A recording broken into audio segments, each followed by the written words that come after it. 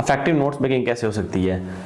जब भी आप बुक पढ़ रहे हो, हाथ में पेंसिल रखो और इम्पोर्टेंट पॉइंट्स जो से होते हैं उनको हमेशा हाईलाइट करते हैं।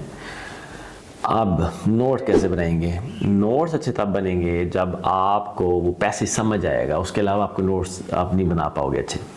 अगर आप पैसेज को पढ़ के सारा उसको कॉपी पेस्ट कर रहे हो अपने नोट्स के ऊपर, तो इसका मतलब है आपको पैसेज समझ नहीं आ रहा।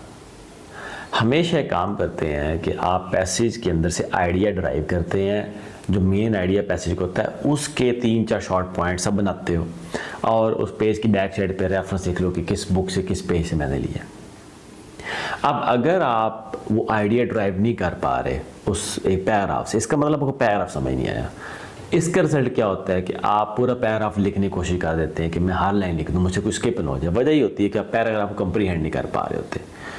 कंप्रीहेंशन कैसे बढ़ा सकते हैं? अगर आपको मतलब नहीं आ रहे, कुछ वोकैब आपकी वीक है और वहाँ पे आपको मतलब समझ नहीं आ रहे वर्ड्स के, तो डिक्शनरी खोलें, मतलब देखें, पैराग्राफ को अंडरस्टैंड करें। इसके 2 फ़ायदे होंगे।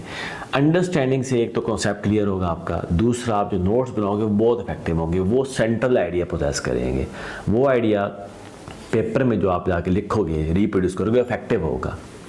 जो नोट्स मेकिंग होती है कॉपी पेस्ट, वो आप कॉपी पेस्ट कर भी लो तो इसका मतलब आपको समझ नहीं आया हुआ, आप उसको पेपर में जाके रीप्रोड्यूस भी करोगे तो वो आपको चूंकि समझ नहीं आया हुआ, आप रीप्रोड्यूस करके भी वो एग्जामिनर को नहीं समझा पाओगे क्योंकि आप खुद कंप्रीहेंड नहीं कर पाए इसको।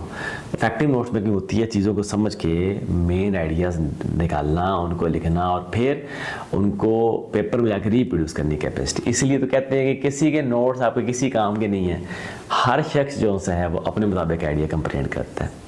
नोट्स मेकिंग बनाएं, करें इफेक्टिव तरीके से, वरना उसका फ़ायदा नहीं होगा।